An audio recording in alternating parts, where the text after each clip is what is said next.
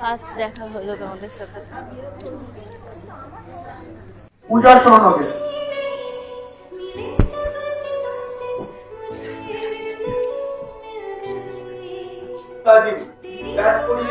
সম্মান জানাবেন সৌমিলি গাঙ্গুলি চক্রবর্তীকে, সৌমিলি গাঙ্গুলি চক্রবর্তীকে।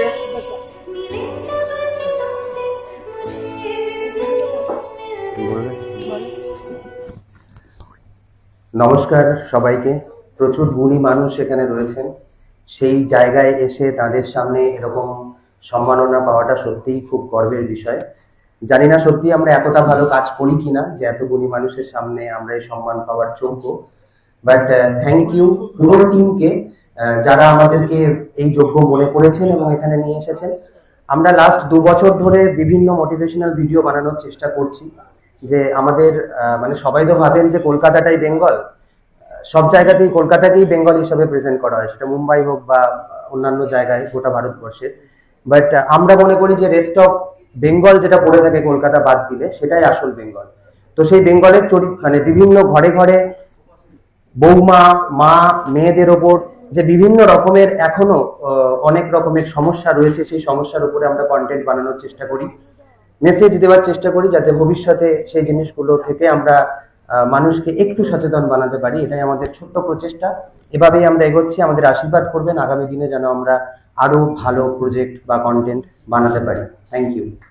সুজয় প্রিয়াঙ্কা এবং পূজা সম্পাদী অনেকে ছুটি চাইছিল, সম্পাদীকে ছুটি দেবো এবং সুজয় প্রিয়াঙ্কা এবং পূজা স্বর্ণ দুজনকে মঞ্চে আসার জন্য, দুই জড়িকে মঞ্চে আসার জন্য অনুরোধ করবো।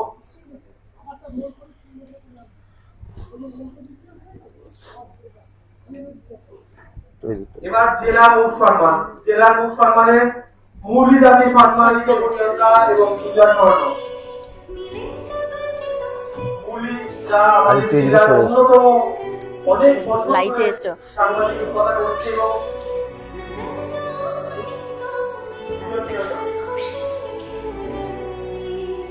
সোশ্যাল মিডিয়ায় কাজ করাটা খুব শর্টকাট, এটা অনেকেই মনে করে।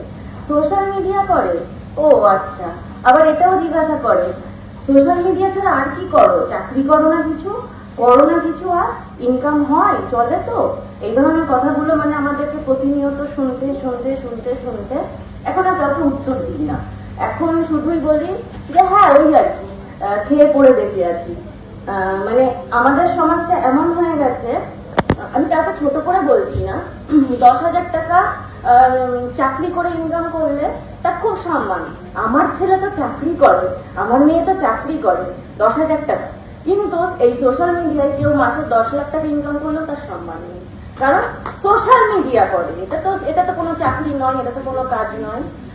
তো এই জন্যই আমি বলবো সোশ্যাল মিডিয়াটাও কিন্তু এখন একটা জায়গা, কিন্তু যারা বাজে মানে কন্টেন্ট বানাচ্ছ বা ভেবে নিচ্ছ যে শর্টকাটে এখন আমি যা করি খুশি একটা করি, একটা নেগেটিভ পাবলিসিটি আগে করে নিই, তারপর আমি না হয় ভালো ভিডিও বানাবো, মানুষ তো ভুলে যাবে যখন ভালো ভিডিও বানাবো। এটা অনেকেই করে, এটা আমার চোখে দেখা অনেকেই আছে। প্রথম তারা নেগেটিভ দিয়ে শুরু করে, পরে আস্তে আস্তে যখন একটা ফিল্ম পেয়ে যায় পরে পজিটিভে চলে যায়। তো আমরা কখনোই সেটা করিনি, কারণ মানুষের মনে কিন্তু সেটাই থেকে যায়।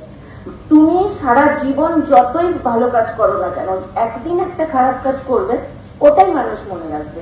অনেক বেশি কষ্ট আমাদেরকে করতে হয়, প্রচুর বিনিদ্র রাত আমাদের কাটে, বিকজ সারাদিন কন্টেন্ট তৈরি করার পর, এটা সুজয় প্রিয়াঙ্কারাও বলতে পারবে, রাত্রিবেলায় আমাদের 1টা 2টো 3টে 2:30 3:30 4টে পর্যন্ত তার এডিটিং চলে।